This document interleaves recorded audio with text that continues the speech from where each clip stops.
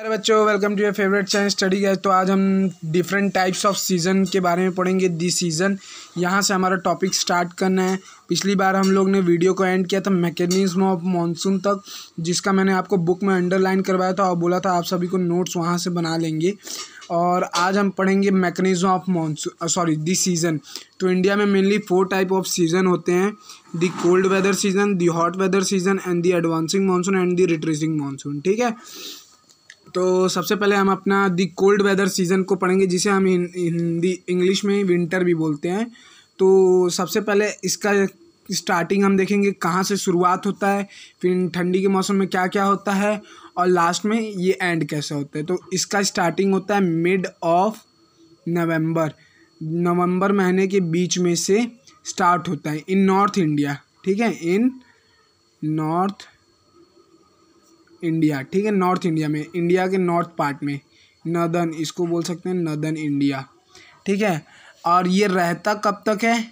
ये रहता है हमारा स्टे स्टिल फरवरी तक पूरा रहता है। स्टे स्टिल फरवरी, FEVE। अब इसका एक स्ट्राइकिंग फीचर क्या है?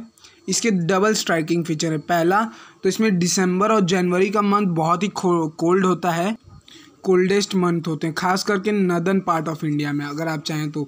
अब इसमें हम लोग देख सकते हैं, जो हमारा इंडिया का एक एग्जांपल लेते हैं, चेन्नई का, तमिलनाडु का एक कैपिटल। ठीक है, तो यहाँ पे जो औसतन जो नॉर्मल टेम्परेचर रहता है वो 24 डिग्री टू 25 डिग्री सेल्सियस है। नॉर्मल ऐसे मीन्स थोड़ा ठंडी के शुरुआती में, स्टार्टिंग टाइम में। ठीक है, स्टार्टिंग में। लेकिन जब ठंडी दिसंबर में, नवंबर के बाद दिसंबर में आती है, दिसंबर और जनवरी में यहाँ का जो टेम्परेचर होता है वो 10 degree Celsius to 15 degree Celsius तक चला जाता है, यानी इतना कम हो जाता है टेम्परेचर। ये एक इसका एग्जाम्पल था। ठीक है, एग्जाम्पल भी कई बार पूछता है कि give example of cold weather season of any capital और स्टेट ऑफ इंडिया। तो इसमें आप चेन्नई का दे सकते हैं। अब इसी महीने में क्या होता है, जब मैंने आपको पिछली बार कॉन्सेप्ट सिखाया था तो मैं यहाँ पे आपको ट्रेड विंड्स के बारे में मैंने बताया था। तो वो ट्रेड विंड सिर्फ गर्मी में ही नहीं होती है, इक्वेटर पे ठंडी में भी जब सूरज का धूप पड़ेगा तो इक्वेटर दोनों तरफ को हवा को रिपेल करेगा। तो जब इक्वेटर इसी तरह दोनों तरफ हवा रिपेल करेगा तो ठंडी के मौसम में भी ट्रेड विंड्स बनती हैं। ठीक है, ठंडी के मौसम में भी ट्रेड विंड्स बनती है। अब ये ट्रेड विंड्स क्या करती हैं? ये इंडिया में आती हैं, कम्स इन इंडिया में आती हैं, और फिर ये अपने साथ बारिश को भी लाती हैं, थोड़ी सी बारिश, ज़्यादा नहीं, ब्रिंग लिटिल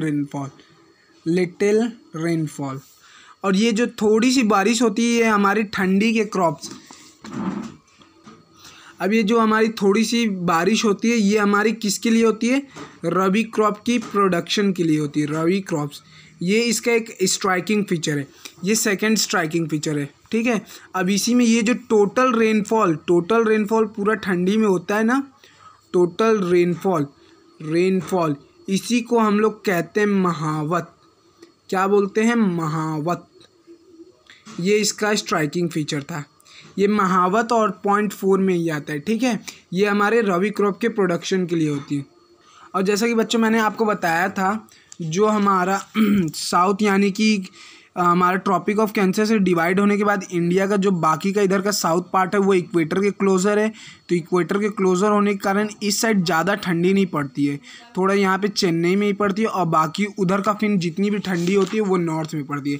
तो ये था हमारा कोल्ड वेदर सीन। देखिए, although the total amount of winter rainfall is locally known as mahawat is small, they are of immense important for cultivation of rabi crop. ये रबी क्रॉप के लिए बहुत इंपॉर्टेंट है। The peninsular region does not have a well defined cold season, ज़्यादा cold season नहीं है। और जो स्टार्टिंग के हमारे पॉइंट्स हैं, कहाँ से किस महीने में स्टार्ट होता है, और ये रहा हमारा चेन्नई का एग्जाम्पल। तो आई होप बच्चों पहला आप लोगों ने कोल्ड वेदर सीजन समझ लिया होगा। अब चलते हैं हम अपने सेकेंड सीजन पे, जो कि है हॉट वेदर सीजन।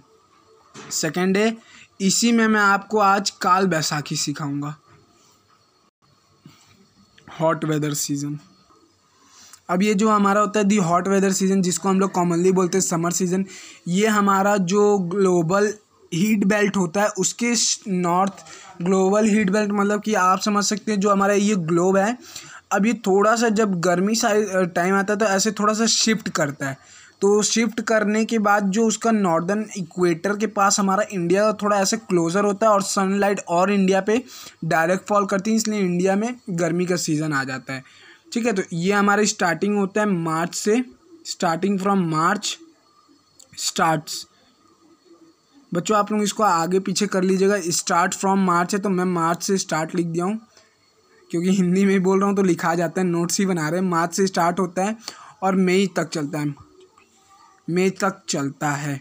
ठीक है, तो इसमें अगर आपसे ज़्यादा अंदर से तो नहीं पूछता है, लेकिन मैं आपको बता दूं तो highest temperature in 38 degree Celsius recorded in Deccan plateau. Deccan plateau में रिकॉर्डेड है, लेकिन इम्पॉर्टेंट लिखते हैं हम लोग जो कि है highest temperature recorded in month of April.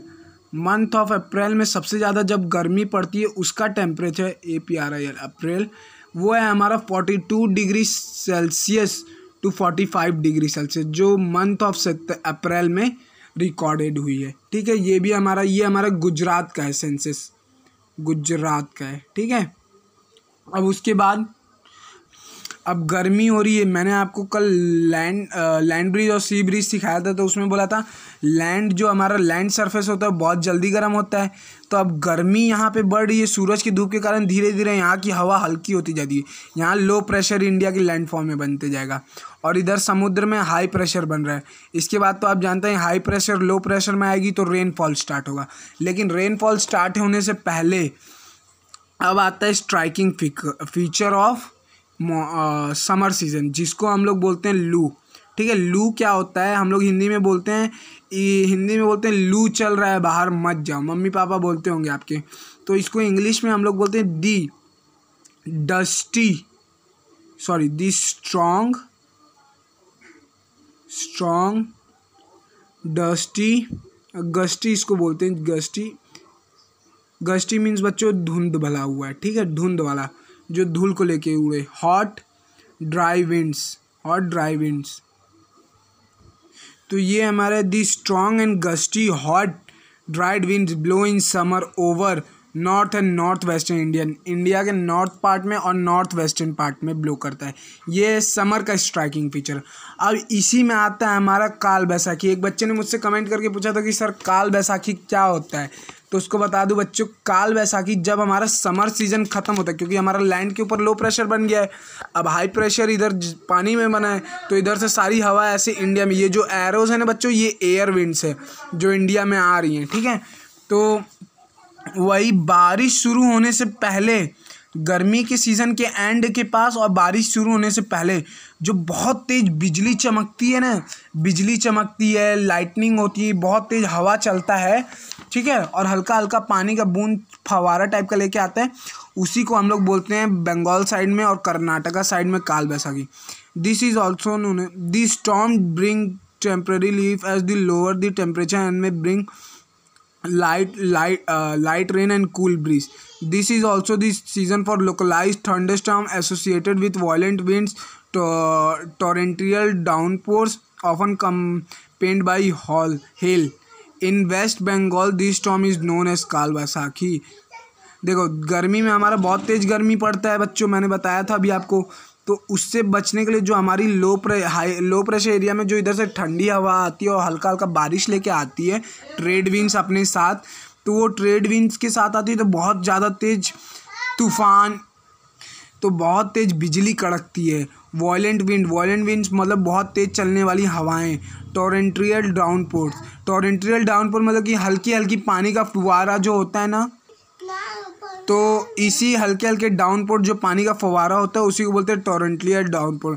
Often compelled by hail in west में इसी को हम लोग बोलते हैं, वेस्ट के लोग और कर्नाटका के लोग इसी को बोलते हैं काल बैसाखी। तो आई होप जिस बच्चे ने काल बैसाखी का कमेंट करके पूछा होगा, अगर वो इस वीडियो को देख रहा होगा तो उसे समझ आ गया होगा। तो इसको लिख सकते हैं, the thunderstorm and violent wind torrential downpours are called Kal Baisakhi by the people of Bengal and Karnataka. अब उसके बाद फिफ्थ हमारा जो स्ट्राइकिंग फीचर होता है, अब देखिए हमारा जो टूवर्ड द क्लोज टू, ये तो हमारा एंड के पास का हो गया। काल बैसाखी एंड ऑफ समर को रिप्रेजेंट करता है। एंड ऑफ समर, कई बार क्वेश्चन आता है how the end of summer is represented, end of summer को रिप्रेजेंट करता है। और कई बार ये भी क्वेश्चन है how the starting of summer is represented, तो क्या होता है toward the closure of summer season pre monsoon shower are commonly specially in Kerala and Karnataka, they help in early ripening of monsoon and are often referred to the mango shower. अब गर्मी शुरू होने से पहले, इसी को बोलते हैं how the starting of monsoon is how the starting of summer season is localized represented.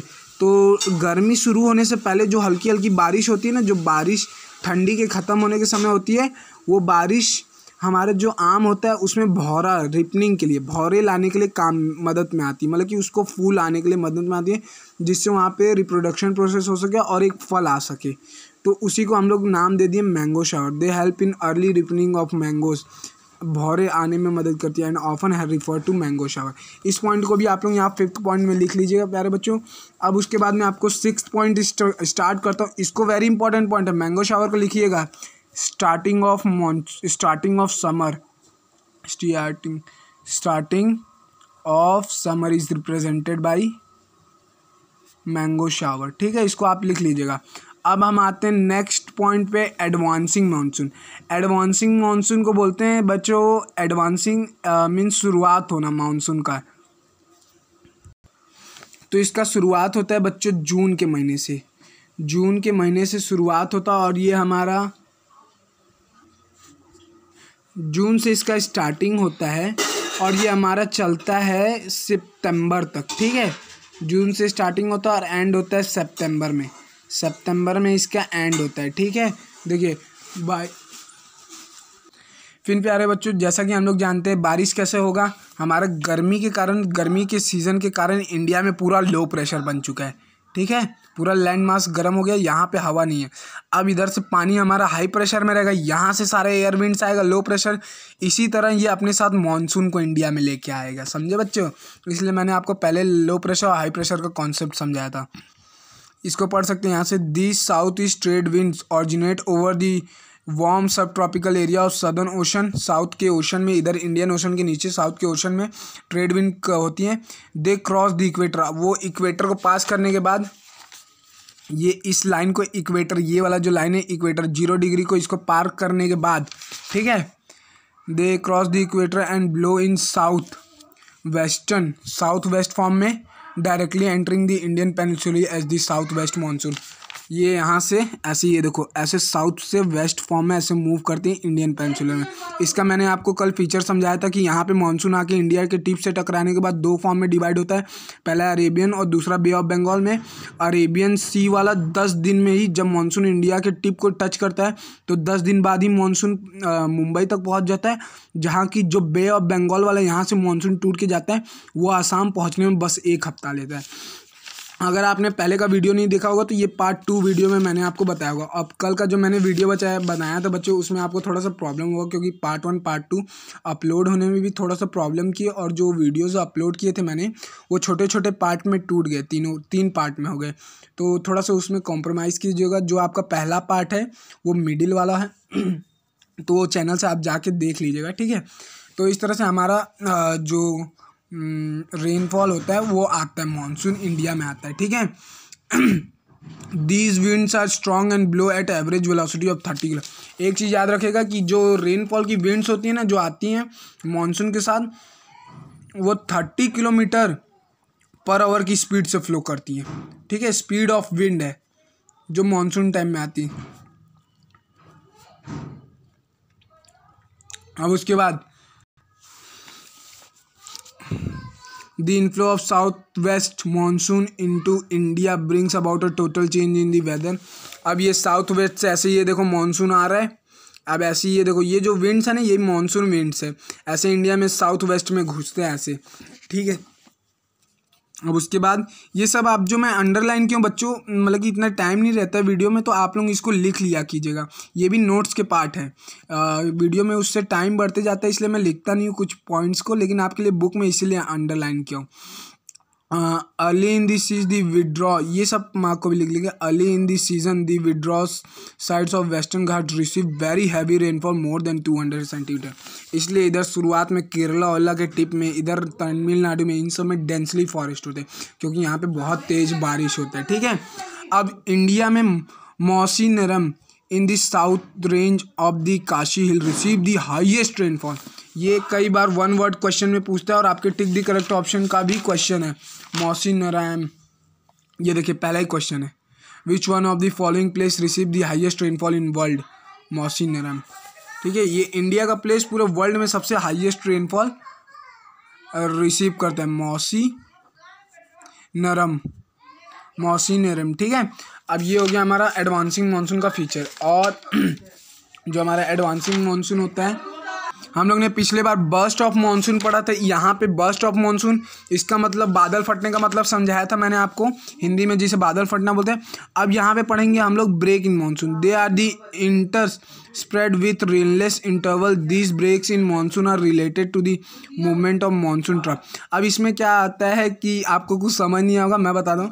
जो रेनी सीजन में जो हमारा मानसून विंड होती है वो रेगुलरली फ्लो नहीं करती, मतलब कि मानसून में जो बारिश होता है वो डेली नहीं होता है, थोड़ा इंटरवल्स में होता है।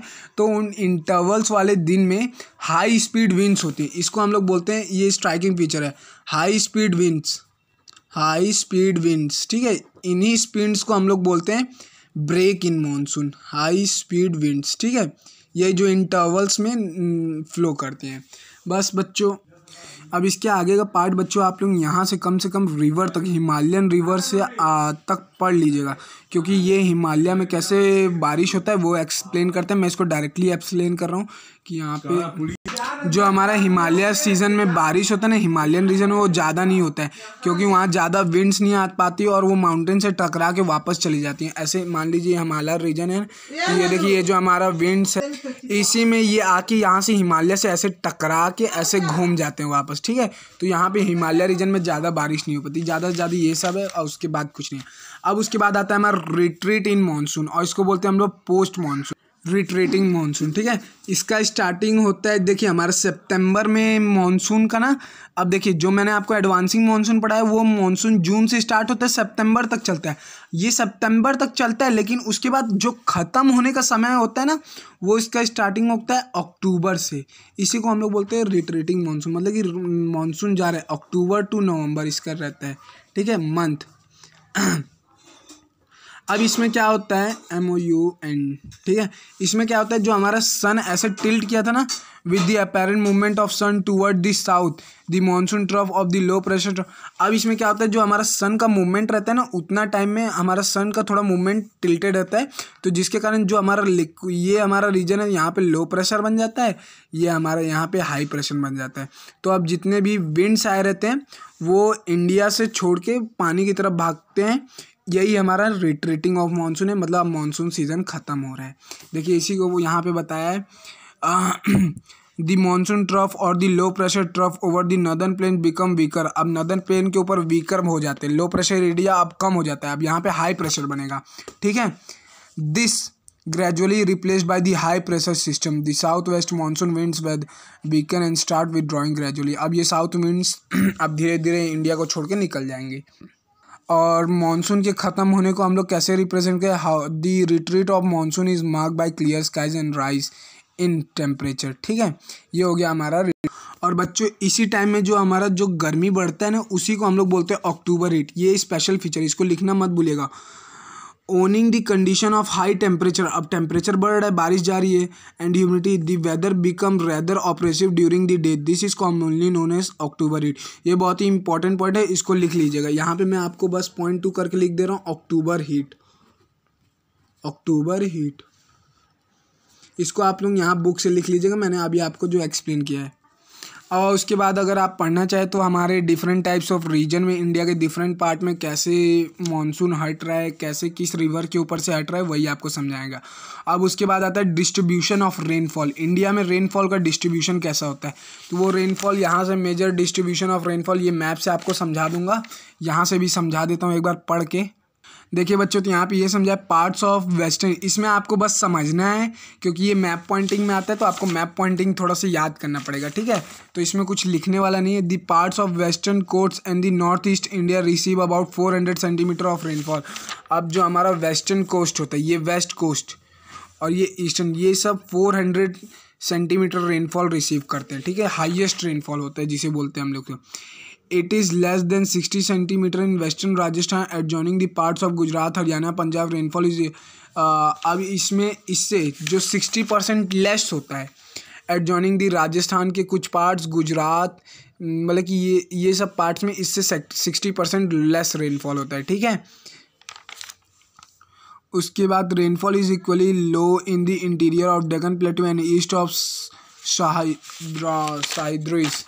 अब ये डेक्कन प्लेट्यू रीजन में भी हमारा रेनफॉल कम होता है। ये आप समझ सकते हैं, आप बस ये मैप पढ़ लीजिएगा, ये ज़्यादा कुछ हार्ड नहीं है, इसमें आपको बस मैप पॉइंटिंग का ही समझना है, ठीक है प्यारे बच्चों। तो मैं उस पोर्शन को छोड़ के डिस्ट्रीब्यूशन ऑफ रेनफॉल को monsoon as a unifying bond, monsoon एक यूनिफाइंग बॉन्ड का रोल कैसे प्ले करते हैं, इसको मैं आपके साथ बुक ही में अंडरलाइन कराते जाऊंगा।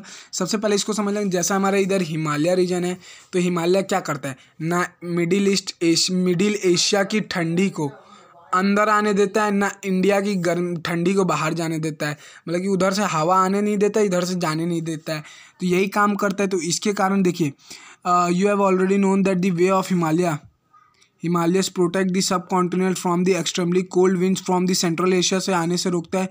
This enables north India to have uniformly higher temperature when compare to other areas of same altitude.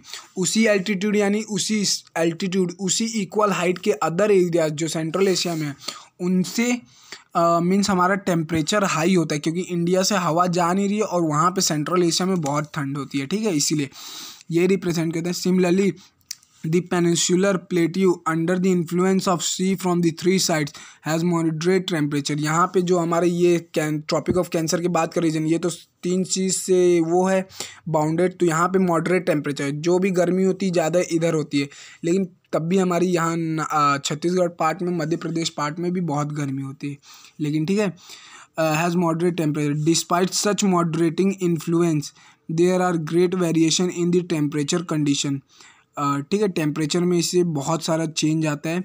This seasonal